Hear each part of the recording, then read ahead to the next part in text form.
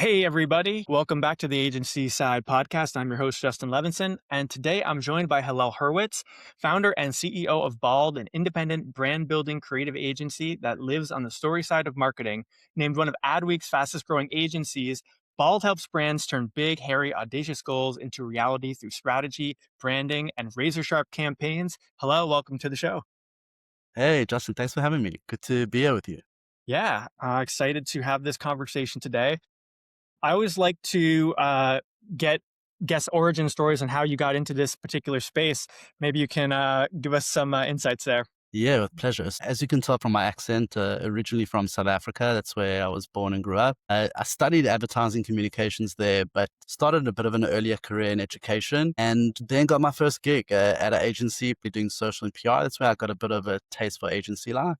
And then moved brand side, became a marketing director, worked my way up to being a CMO. I was a global CMO for a while. And then most CMOs had my existential crisis and did what most people do when you have an existential crisis. I moved to New York City, where I did my master's in brand strategy and really fell in love with brand building, became obsessed with brand building, and then did Harvard's brand strategy program. And that's essentially when Bold, the agency, was born, and the rest is history. That's really cool. How did you like New York City from compared to South Africa? How was that difference? Oh man, I plugged into New York City like directly. It was like a drip that went into my veins. I plugged directly into the creativity, the energy, the people, just the advertising culture. It was everything that I dreamed of. So I literally loved every second. We had a tiny little apartment, across the road from Central Park. It really was a dream come true. And I was working full time as a CMO while studying, doing my master's in branding at SVA in the evenings. So I was just like immersed in brand building and marketing, like day in and day out. So couldn't have asked for more. That's really cool. So maybe you can we can walk it back a little bit to starting the agency. So I'm guessing it started out. Were you just going by yourself at that point, or how did that kind of launch? Yes. Uh, like most people, I'd never imagined myself going into agency life, but I always knew that I had a little bit of a superpower of assembling, strong teams. In every one of my roles, I always had built the marketing team from the ground up. So I knew I had an eye for talent. I knew I had a great way of like rallying people to do things that they didn't think were possible. So I, it was always a dream, but I never knew when I was going to do it. But I gave myself a goal. I said, by the time I turn 40, by the time I finish this master's program, I'm going to start my agency. I'd been an employee for 20 years. I'd never been an entrepreneur or a founder, but I set that goal for myself. It was a bit of a COVID baby. Like while most people were figuring out how to make sourdough and, vegetable gardens on their roofs, I was like figuring out how to build an agency. Was in a flat panic for a long while. Like I literally sat with my desk, like my leg was a jackhammer. It was like shaking so violently under my desk because the nerves and anxiety was so real. But it was actually fuel because it fueled my preparation. And so I read books and researched. I interviewed 15 agency owners to learn like the ins and outs and like the mistakes not to make. And that really helped me set things up. So by the time I launched, like everything could just, Wow, that's cool. Well, you and I both launched agencies, launched a recruiting agency during COVID as well. So I can resonate with how things were so tense during that time, and also starting something new. There was a lot of questions and how things could potentially go. But it seems like things worked out really well for you, which is great. How did you seek out these other agency owners to learn? Did you kind of find them through LinkedIn, or how did you connect?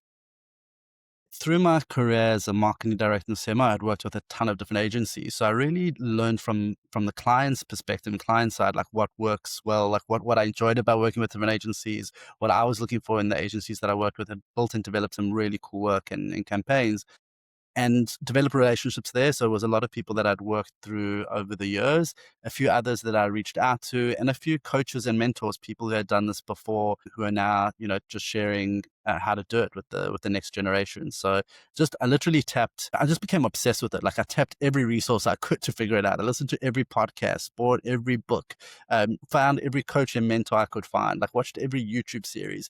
It just became obsessed. And I think I was just absorbing and learning as much as I could in that time. I woke up every morning at 5 a.m. when it was still quiet in the house. So I had like those 2 hours in my morning where it was just complete like getting things ready time and learning mode. And then, yeah, by the time I'd finished like that prep stage before I launched, I had a termination letter for employees before I even had an employee. Like literally Wow. everything was ready. Yeah, everything was ready to go. I just needed to launch, and it was just taking the courage to take that leap. And yeah, the rest is history. That's really cool. Maybe just curious, what was like the first hire? Like, what position did you hire first? Yeah, so my first hire was a director of operations. I knew what I had to fire myself from really, really early on. I think a lot of my skill set was vision and dreaming and building the team and strategy and creative. I knew that the operation side wasn't my strong suit, even though I think there's a lot of creativity in finding building systems and processes. So I knew that I needed a strong director of operations. Had and it brought in someone amazing, and this is like such a geeky thing to geek out about, but in our first 6 months, we had an intranet, like we had an internal, site where like all our systems and processes and, everything was built out there. And I was like so proud of that because I'd worked at companies before for like 10 years that were still like, fiddling with trying to get an intranet up. And like in our first 6 months, like we had like everything set up. And I think hiring people that are just way better than you at things that you can just rely on and tap has been the biggest gift. Yeah, that's really we're programmed very similar. How I also was into the books and the studying and trying to get mentors and information and trying to. I was pretty obsessed with it. Well, now that you started to build the team, you had the operations. I guess maybe you had some connections already, but then it was sort of like, how are you landing all these? How are you landing new clients? Yeah, so everything was ready to go. And then in 2022, announced that I'm launching this. I had everything set up, like my website was done, our branding was done, like everything was good to go. And the first announcement, a lot of my connections, sort of reached out wanting to do work with me, and so that I think was the initial, fuel in the beginning for the agency, and then it's kind of like compounding interest. It was like kind of, working with them, doing great work with them coming back wanting more work, finding new opportunities, building a strong business development machine, and then like now it just runs. Like, we're so blessed that we have a really, really talented new business team. I work very closely with them, and we're able just to really feed our pipeline well and keep opportunities coming, and really, I think, seek out the chemistry with clients and find the work that the team will get excited about, so we can really just keep on building that feedback mechanism by delivering great work that makes great case studies that gets other people interested, and it just carries on. Yeah, it's that snowball effect. Like once you get something rolling and you get some good work out there, then you have that work to show, and then more clients come and sort of builds on that, which is super cool. Yeah, I'm interested to learn more about Bald. Maybe you can tell me, a little more detail about what kind of, if you're allowed to talk to about what clients you kind of work with and the work that you're kind of doing. Yeah, absolutely. Would love to. So we call ourselves a brand building creative agency. It's kind of a mix between a brand and creative shop. I always found that, like, for me, a lot of agencies were like living on two sides of the spectrum. Like, you had the agencies that were doing like the identity design and the brand work, but they were often like a little snooty, a little artsy, like very cold and clean.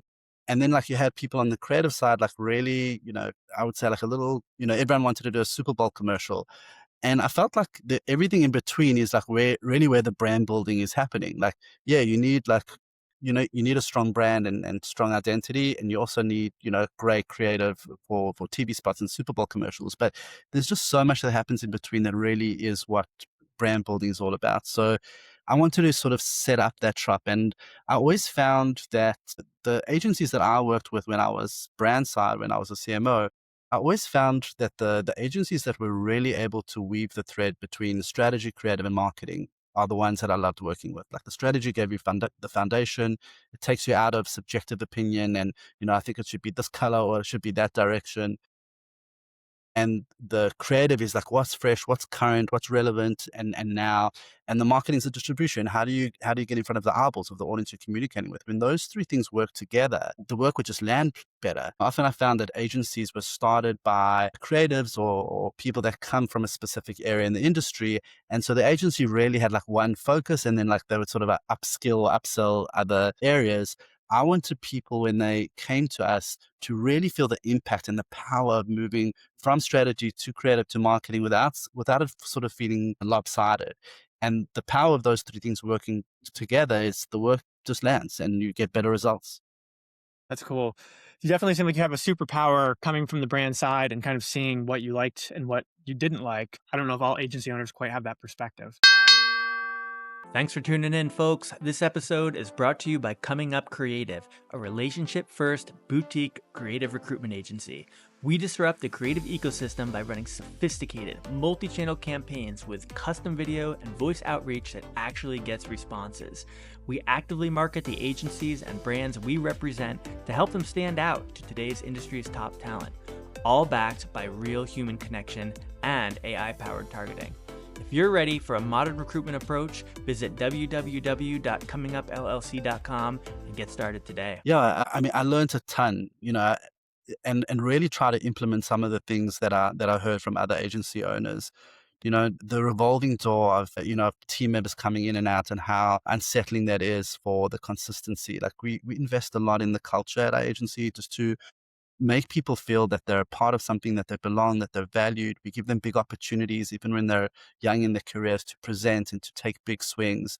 And I think a lot of creatives are just looking for someone to believe in them, to see them, not sort of to treat them as people that are just there to do the legwork. They want those opportunities to show themselves, improve themselves, and put their energy into something. And I think we really provide people with that. And that was like a big lesson I learned from some of the people that I spoke to early on. Like, give that to your team. So you guys are you fully remote or do you have some office? How does that set up?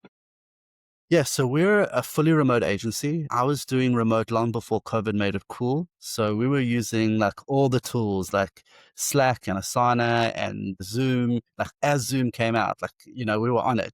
So I felt I knew it could work. I'd built teams and knew that remote work could work, but also knew that it came with trade-offs. So what we did to like really, sort of compensate for some of those trade-offs, we decided that we have to figure out like how do we create moments where people can interact and create those personal relationships, and really find that chemistry that's so and energy that's so important, that informs the work and gets into the work. So we do an annual retreat every year. We take the team somewhere overseas. Our first year we went to South Africa, took people to a safari for a week.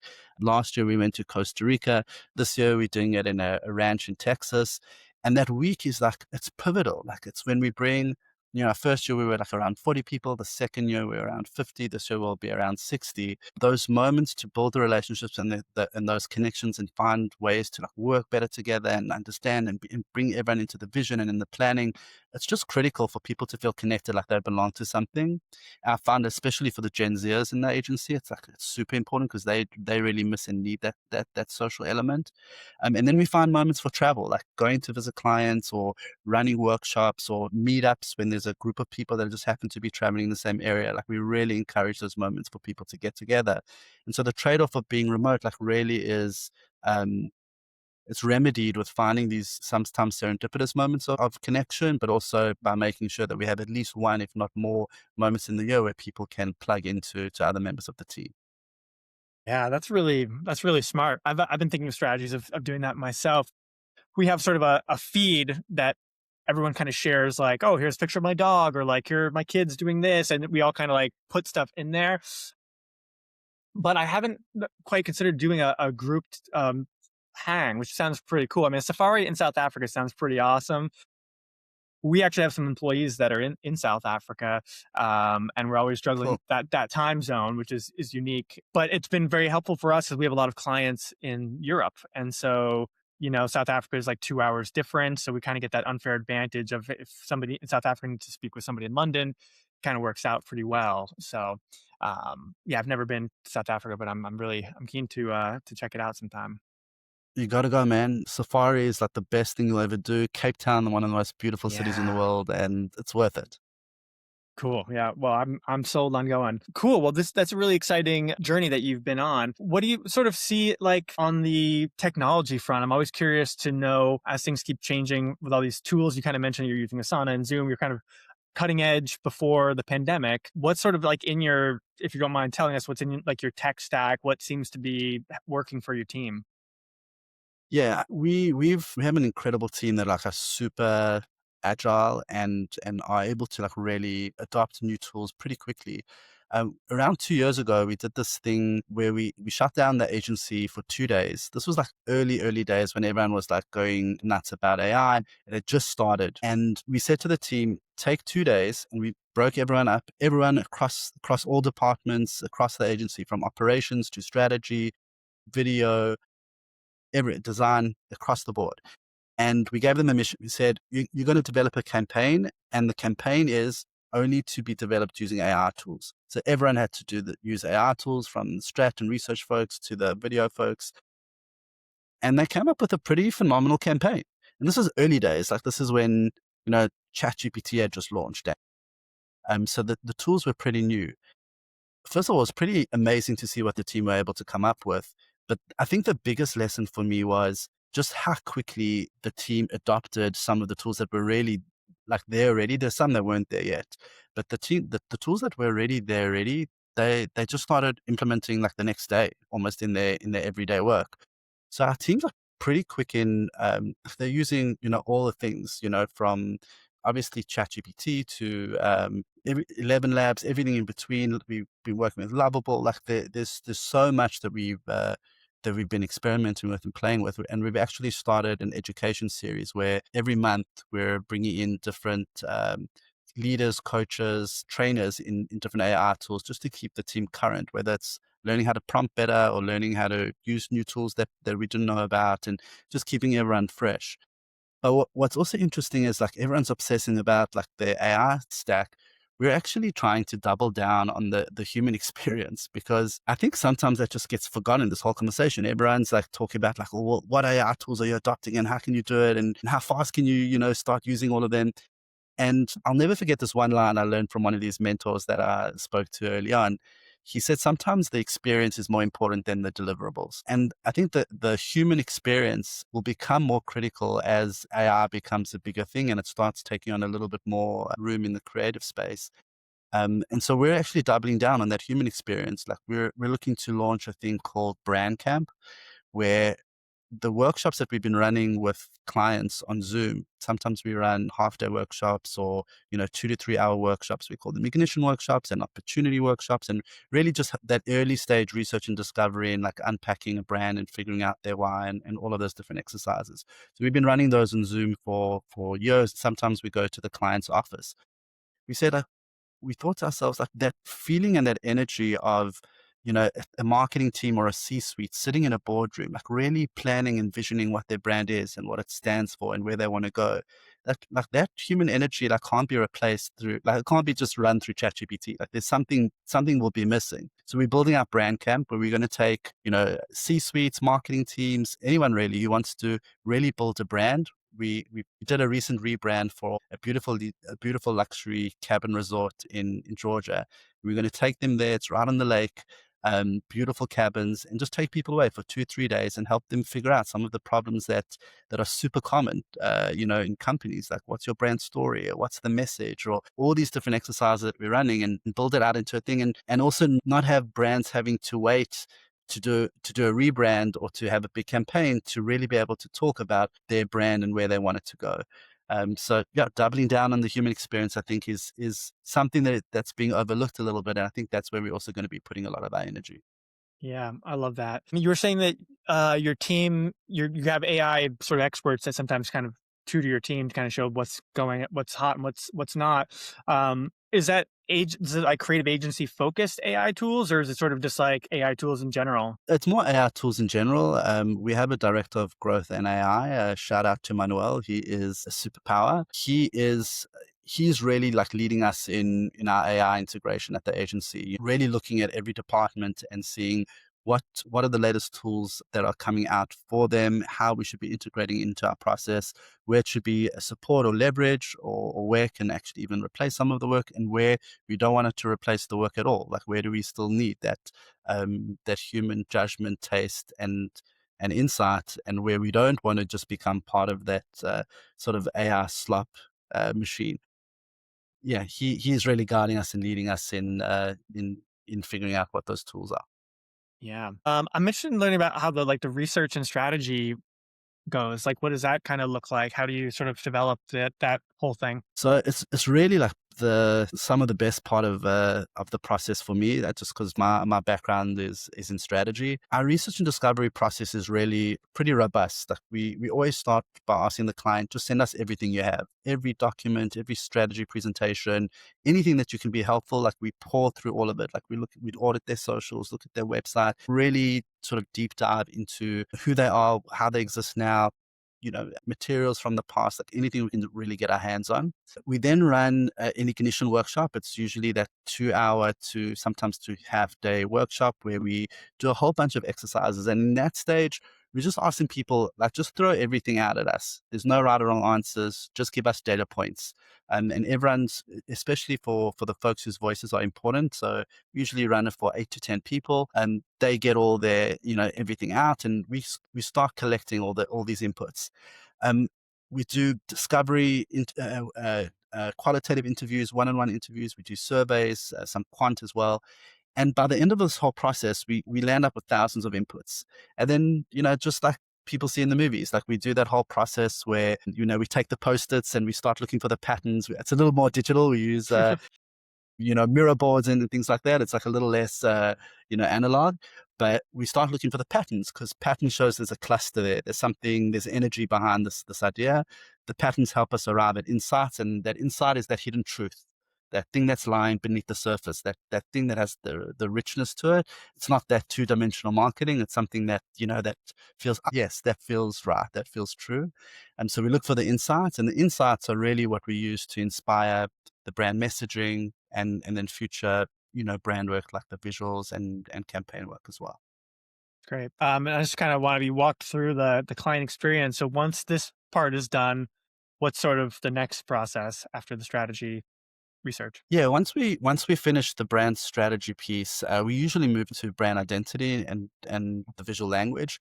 And like I said earlier, like one of the things that I really push the team on, but also pride ourselves on, is tying that thread between the strategy and the creative. It's like really, really hard to do. So often, the strategy branding guidelines are handed over, and there's this, sort of like nosedive into how those are implemented into the creative. They sometimes are seen or feel like separate processes, but they're really not. I always imagine that image of the iceberg.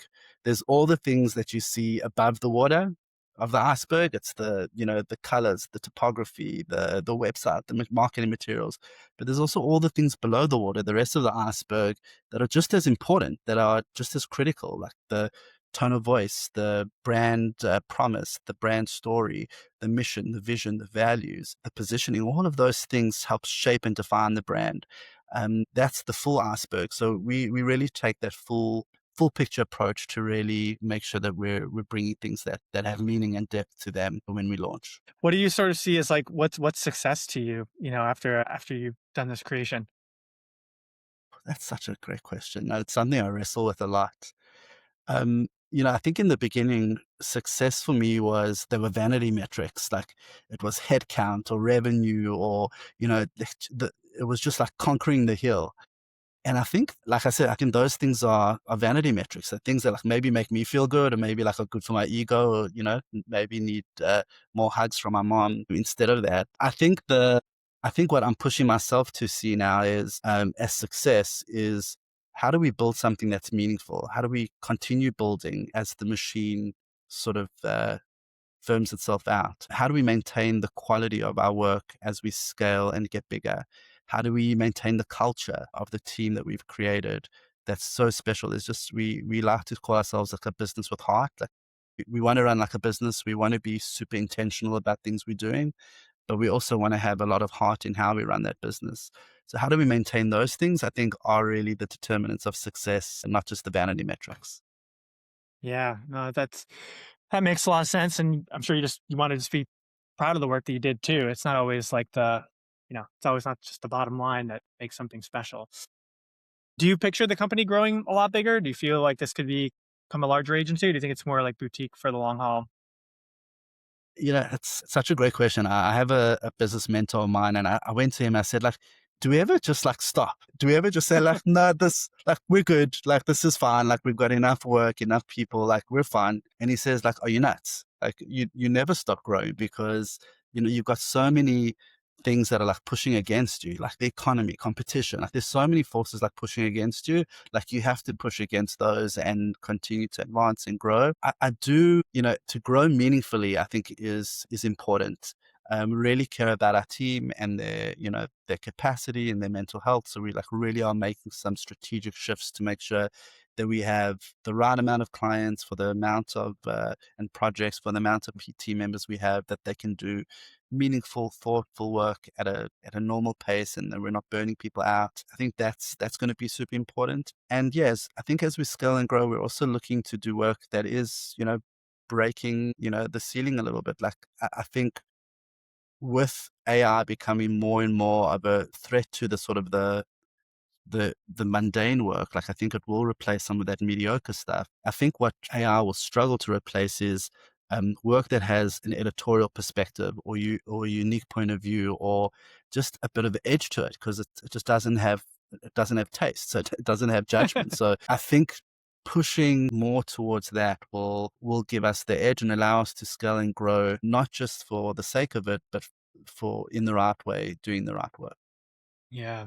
When you're bringing people on the team, what are you kind of looking for in these individuals when you bring them on? Sense of humor. The first, in the first, 1 or 2 minutes, if they don't have a sense of humor, I don't think they'll survive. They'll survive a ball. I think, truthfully, we really look for two things. Like, the one is the right culture fit. We want people. One of the things I learned when I spoke to all those agency owners is, um, I noticed that when I looked at different agencies, some team members didn't feel like safe to share their craziest ideas. It was very, buttoned up. There was such a strict hierarchy. And then I felt like so much is lost. Like, there's so many people who have like great ideas, great thoughts, who can contribute, but they're like scared to speak up. And so I wanted to create an atmosphere and culture where like everyone feels safe. There's psychological safety, but also a freedom to just share their craziest ideas. So we really have that sort of culture. And so we look for that sort of culture for people who want to contribute, who want to add, who want to punch above their weight, and do really big things. And then talent, man. Like, we're just looking for the best talent. I obsess over people's portfolios, their Behance pages. Like, I think that's also what's given us a little bit of edge, is just being sort of uncompromising in the people we bring in. I think a lot of agencies, because often it's a revolving door, they panic hire. So like, they just hire the next available body and that can come in and fulfill the work. But that's sort of how you lose your edge and lose your point of view. And so we really are working hard to find like the right people who want to do the same sort of work we want to do, and who are the right culture fit, because there's just a vibe, there's a vibe that Yeah. the agency has. We feel it on our retreats. We feel it every day in our Slack is our office. And when I'm a big energy guy, and I really Yeah. believe energy flows into the work. That's why, like, in all the reality TV shows, like and Survivor, or any of these shows, like when the team like works well together and there's good vibes and they're joking around and like there's good energy, they win the challenge. So Yeah. I want us to survive. Outlive, outlast, outpush, outplay. That's Yeah. what we're after. No, I totally agree. You gotta have a sense of humor and you gotta have that sort of vibe as a team. Otherwise the negativity can come out in the work. Yeah. I totally feel that. I guess lastly, I'd like to just get in a little bit on just like you as a individual outside of the agency. What kind of things do you like to do to keep yourself sane out there? Man, that's a good question. Besides for my four beautiful kids, I have twin 15-year-olds, a 5-year-old, and a 2-year-old. So they keep us, and then we thought that wasn't enough, so we got a dog about a year ago. So we got feeding a lot of people, a lot of souls in our home. Very, very blessed, so that they keep us super busy. I think one of the challenges as a founder and a CEO is like really being able to be present for them, and not feel pulled into the work or pulled into the latest fire or emergency that's happening. So meditation has just been like the biggest gift to me. I've been meditating daily for the past year, and it's really just given me this calm in my chest and the presence with the people I love, that that I didn't really have before. Like in the first few years of building the agency, like my foot was still like, was jackhammering under the desk. It was stressful, like Yeah. building this thing. And it got to the point where it got too much. And it just really took my health and wellness and mental health seriously. And it's done wonders for me maintaining this, this pretty big machine while still being able to look after the people I love. Yeah. I do the meditation thing too. It's something that kind of keeps me. I use the little apps like the Calm app and the Insight Timer app, and I just kind of like go into a dark room and just kind of, try to let it go for a minute. And I have two kids as well. I know how it is. Like sometimes like a client is messaging you and you're like reading the book to the Yeah. kid and you're like, damn, I gotta like go and take this call and like deal with this fire, this problem. And sometimes it's just like, you know what? That client will be around tomorrow and maybe we can deal with Totally. that. And sometimes it's hard to separate the two worlds, but I really relate to that. But thanks a lot. I really appreciate you being on the podcast today and offering some insights and having a conversation. I love the work that you guys are doing, and I'm really excited to share it with our community. Thanks so much, Justin. Appreciate speaking with you today, and thank you for what you're doing. And great to meet you. It's Likewise. been an awesome conversation. Thank you. All right, man. Take care. Have a good one. Stay safe. You too. Bye. Bye.